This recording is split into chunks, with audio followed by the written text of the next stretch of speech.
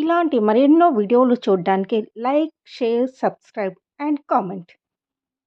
ఈరోజు ఈ వీడియోలో సుబ్రహ్మణ్య స్వామికి కావడిని మోస్తుంటాం. ఈ కావడి మోసే పద్ధతి ఎలా ప్రారంభమైంది, కావడి యొక్క విశిష్టత ఏమిటి అనే విషయాల గురించి తెలుసుకుందాము. సుబ్రహ్మణ్య స్వామి వారి యొక్క గొప్ప శిష్యుల్లో అగస్త్య మహాముని ఒక్కడు.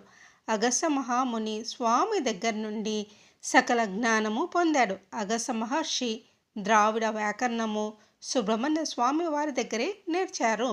పూర్వము దేవదానవ యుద్ధంలో చాలామంది దానవులు నిహతులైపోయారు. కానీ అందులో ఇడుంబుడు అనే ఒక రాక్షసుడు మాత్రం అగస్త్య మహర్షి పాదములు పట్టుకున్నాడు. అగస్త్యుడు సంతోషించి వీడిలో మిగిలిపోయిన కొద్ది రాక్షస భావాలను తొలగించాలి అనుకున్నాడు. సాధారణంగా ఎవరైనా పెద్దలు తన వల్ల కాని పని ఉంటే తన గురువుకి అప్పజెప్తారు. వీడు రాక్షసుడు కదా అని సంహరించడం కాదు, వీటిలో ఉన్న అసురీ గుణములను తీసివేయాలని తలచి, లోకంలో ఆది గురువు దక్షిణామూర్తి శంకరుడు ఉండేది కైలాసంలోనే కదా, అందుకని ముందు అక్కడికి పంపిద్దాం అనుకోని ఇడుంబుడిని పిలిచి, ఒరేయ్, నేను కైలాసం నుండి 2 కొండలు తెద్దామని చాలా కాలం నుండి అనుకుంటున్నాను. వాటిని శివగిరి, శక్తిగిరి అంటారు. నువ్వు వెళ్ళి ఆ 2 కొండలను ఒక కావడిలో పెట్టుకొని నేను ఉన్న చోటికి తీసుకొనిరా అని ఆజ్ఞాపించాడు.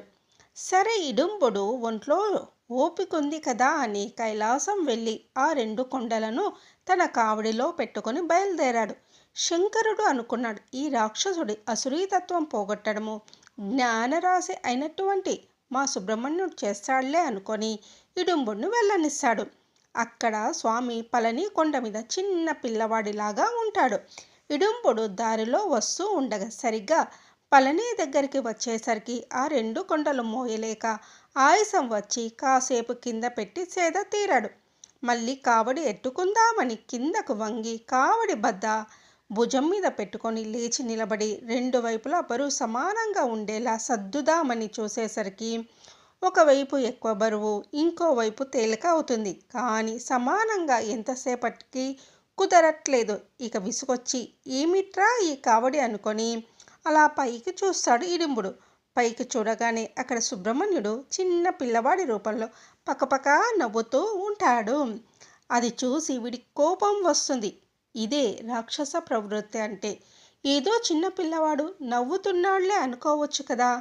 కానీ స్వామికేసి తిరిగి, ఏమిట్రా నువ్వు, నేనేమైనా కావడి ఎత్తలేనని అనుకుంటున్నావా?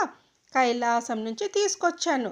ఏమిటా వెర్రి నవ్వు, నిన్ను చంపేస్తానివ్వాలా అని ఆ కొండ మీదికి పరిగెత్తుతాడు. తెలిసి పరిగెత్తాడో తెలియక పరిగెత్తాడో పళని కొండ మీదికి పాదాచారి అయి వెళ్ళాడు. పైకి వెళ్ళాక స్వామి 2 గుద్దులు గుద్దాడు. ఇక ప్రాణం వదిలేస్తున్నాను అన్నప్పుడు వాడికి తెలిసింది, ఈ పిల్లవాడు సామాన్యుడు కాదురా, మా గురువుగారికి అగస్త్యుడికి గురువు, సాక్షాత్ ఈశ్వర పుత్రుడు. అప్పుడు వేడుకుంటాడు, ఈశ్వరా, తెలుసుకోలేకపోయాను, మీ చేతి గుద్దులు తిన్నాను, నాకు వరం ఇవ్వండి అన్నాడు. ఏమిటో అడుగు అన్నాడు స్వామి. ఇడుంబుడు అన్నాడు, స్వామి, నేను ఈ పళనిలోనే కదా కావడి ఎత్తలేకపోయాను. ఈ కావడి వల్లనే కదా మిమ్మల్ని చేరడానికి మార్గం అయ్యింది. అందుచేత లోకంలో ఎవరైనా సుబ్రహ్మణ్యుణ్ణి ఏ ఆరాధన చెయ్యలేకపోయినా ఒక్కసారి కావడి పాలతో కానీ, విభూతితో కానీ, పూలతో కానీ, తేనెతో కానీ, నీతితో కానీ భుజం మీద పెట్టుకొని మేము సుబ్రహ్మణ్యుని దగ్గరికి వెళ్ళిపోతున్నాం అని పాదాచారులై నీ గుడికి వస్తే, అటువంటి వాళ్ళు సుబ్రహ్మణ్య ఆరాధన శాస్త్రంలో ఎన్ని విధాలుగా చెయ్యాలనుందో అంత ఆరాధన చేసిన ఫలితం వాళ్ళకి ఇచ్చేయాలి అన్నాడు ఇడుంబుడు. స్వామి అనుగ్రహించి సరేనని ఆ కోరికని కటాక్షించి, ఇకపైన నా దగ్గరకు వచ్చే భక్తులు ఎవరైనా ముందు నీ దర్శనం చేసి నా వద్దకు రావాలని వరం ఇచ్చాడు. అందుకే అప్పటి నుంచి అన్ని సుబ్రహ్మణ్య క్షేత్రాల్లో, ప్రత్యేకంగా తమిళనాడులో స్వామివారిని చేరే మార్గంలో ఇడుంబుడి మూర్తి ఉంటుంది. అక్కడ ఆయనకు నమస్కరించిన తర్వాతే సుబ్రహ్మణ్యుని దర్శనం చేసుకుంటారు. అప్పటి నుంచి తమిళనాడులో సుబ్రహ్మణ్య స్వామి కావిళ్ళు ఎత్తి సుబ్రహ్మణ్యుని తమ దైవం చేసుకున్నారు.